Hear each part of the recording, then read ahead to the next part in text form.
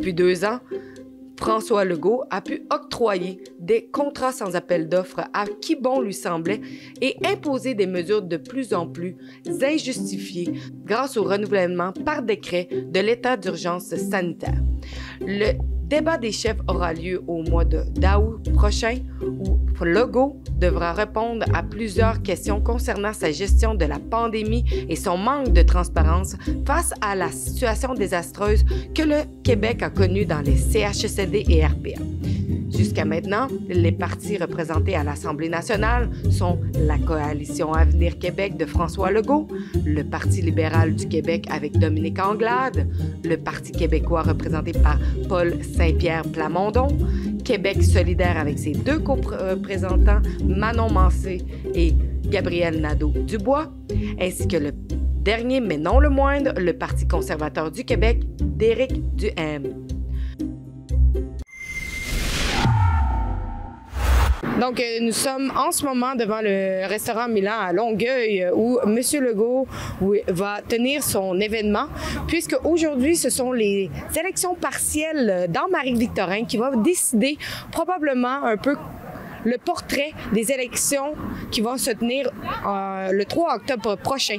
Bon, comme vous avez pu le voir, il faut avoir notre nom sur une liste d'invitations pour pouvoir prendre place à cet événement. Donc, voyons voir s'ils vont nous laisser rentrer, puisque M. Legault, je crois qu'il a déjà décidé les médias qui vont le suivre durant sa campagne électorale. On n'est pas sur la liste. Donc, M. Legault a décidé quels médias il pouvait avoir de son côté? Je sais pas, mais j'avais une liste. OK, c'est bon. C'est beau. We are not allowed to enter because we are not in the list. Same if I wrote to the media press person of Mr. Legault. Same if I write to the party. I had no answer from them, and I can show you the proof. Just move on the sidewalk, please. Mon Dieu. S'il te plaît. Merci. Mais, je te le demande. Mais, oui, peux-tu juste comprendre pourquoi? Parce que le terrain ici est réservé. OK. Puis en ce moment, vous n'êtes pas invité. Fait que ça ne me dérange pas que vous fassiez vos affaires, mais sur le trottoir. Merci. OK. Mais touchez-moi pas, par exemple. Je te touche pas pendant que je t'interromps. Justement parce que j'étais en train de faire mon topo. Tu peux le faire, mais sur le trottoir, merci. Donc, comme vous pouvez le voir, la police vient de me demander de me déplacer puisque je ne suis pas sur la liste d'invitation. Je ne suis pas non plus permise d'être sur le terrain du restaurant. Plusieurs manifestants sont ici aujourd'hui. Je suis intéressée à savoir pourquoi ils viennent voir le restaurant où M. Legault tient son événement. Laissons voir. Je veux juste qu'il voit qu'il y a du monde qui sont là présents, qui ne sont pas d'accord avec lui, qu'il n'est pas tout seul à décider que le peuple est là, puis qu'il doit l'écouter, le peuple. C'est pour ça que je suis ici, pour qu'il y ait du monde. J'aimerais ça qu'il y en ait plus encore, pour qu'il voit l'ampleur du mouvement, qu'on n'est pas tous d'accord avec ces mesures. C'est pour ça. Donc, vous voulez faire passer votre message? Oui, mais je ne vais pas aller crier après. Là. On en reste quand même une société civilisée, puis on a le droit de manifester, on a le droit de montrer notre désaccord tout en restant pacifique. On est là pour donner notre voix de la liberté, pour que les enfants n'aient pas besoin de porter d'un masque encore. On est la seule province à avoir encore le masque. Ça, c'est incompréhensible. Puis on sait bien que quand tu te lèves, que tu remets le masque, que tu l'enlèves, que tu le remets, ça sert absolument à rien. Fait que freedom! Parce qu'on veut voir M. Legault, on veut lui dire qu'est-ce qu'on a, on veut lui dire. Là. Fait qu'on espère de le voir. Puis on veut lui dire qu'on est contre toutes ces mesures. On veut le voir vraiment qui nous parle, parce qu'au lieu de se cacher, il se cache toujours de nous.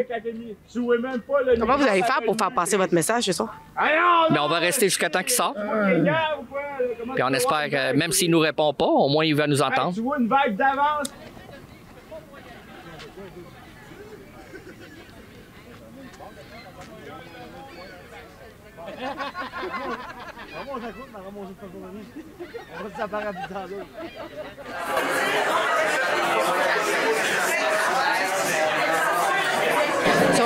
Nous sommes présentement au restaurant Le Gros Luxe à Longueuil où nous attendons les résultats de l'élection partielle qui va être dévoilée prochainement.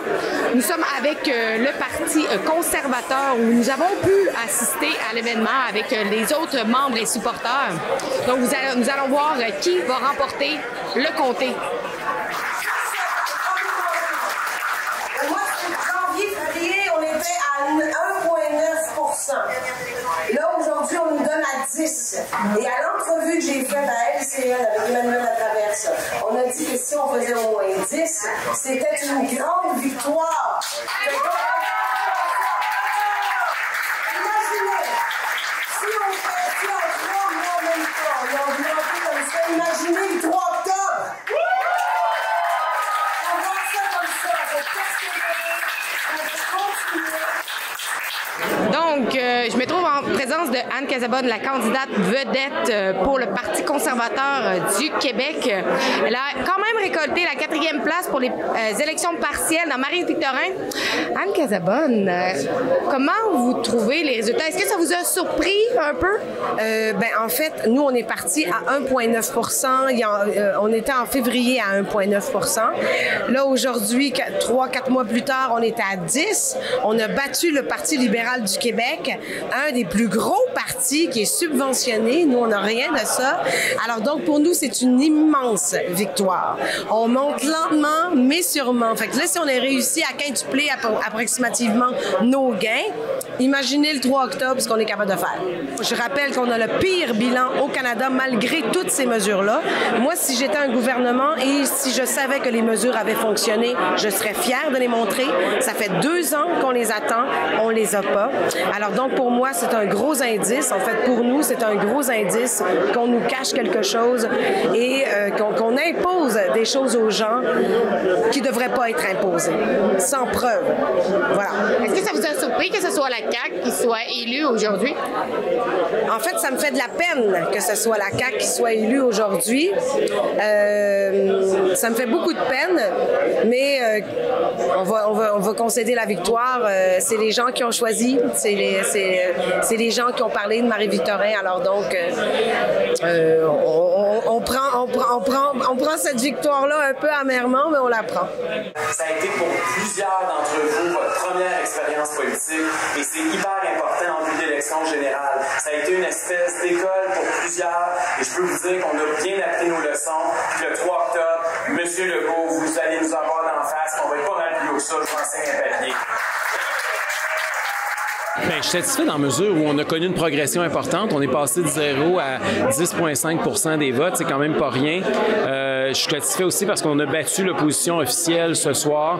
Les 3 partis d'opposition, en fait, ont baissé en termes de pourcentage dans Marie-Victorin. On est le seul parti qui a progressé. On est le seul parti aussi qui a surperformé par rapport au sondage. Quand Anne Casabonne a choisi d'être candidate dans Marie-Victorin, elle était à 1,9 % dans les intentions de vote. Donc, c'est une croissance fulgurante en 5 mois. On a multiplié par 5 le nombre de votes. Donc, on ne peut pas être satisfait de ce qui s'est passé ce soir. Est-ce que vous êtes surpris que ce soit la CAQ qui ait remporté la place? Je dirais pas surpris, je dirais déçu, parce que je pense pas qu'il méritait effectivement de gagner cette campagne électorale-là. Mais je vous rappellerai qu'il y a moins de 40 % des votes qui ont été exprimés aujourd'hui. Il y a les 2 tiers des gens qui sont restés chez eux. Je pense que dans une élection générale, ça pourrait être une autre paire de manches. Parlons un petit peu de sujets un peu plus sérieux en tant que le tramway est une chose. Maintenant, M. Legault a signé les décrets, n'a pas mis de clause d'acceptabilité sociale. Plusieurs personnes se demandent si vous êtes élu en tant que premier ministre ou par opposition officielle, aurez-vous l'opportunité de faire renverser les choses? Absolument. Écoutez, là, pour l'instant, c'est un mandat de commencer à faire des plans. Ils peuvent planifier tout ce qu'ils veulent, mais ils ne commenceront pas la construction du tramway. Il y a une élection qui va avoir lieu le 3 octobre. Pour nous, ça va être clair. Un vote, le Parti conservateur du Québec, c'est un vote contre le tramway à Québec. Un vote pour la CAQ, c'est un vote pour le tramway. Je pense que les enjeux vont être clairs. Puis ultimement, c'est la population de Québec qui va décider. C'est pas vrai qu'on va faire le plus gros investissement de l'histoire de la ville de Québec sans qu'il y ait eu une consultation populaire. Pour nous, on voulait un référendum. S'ils veulent régler ça dès maintenant, qu'ils en fassent un référendum. Mais on a un maire de Québec qui a été élu en disant qu'il n'y aurait pas de dalles de béton, qu'il n'y aurait pas de fil électrique dans les airs, qu'il n'y aurait pas de dépassement de coûts, qu'il n'y aurait pas de coupure d'arbres sur René Lévesque. On s'est fait promettre mer et monde et aujourd'hui, malheureusement, on se retrouve avec le même maudit tramway que Régis Labaume appuyait, qui lui-même avait été élu contre le tramway, puis c'était Mme Guérette qui avait eu juste 15 % des votes qui avait fait campagne pour le tramway.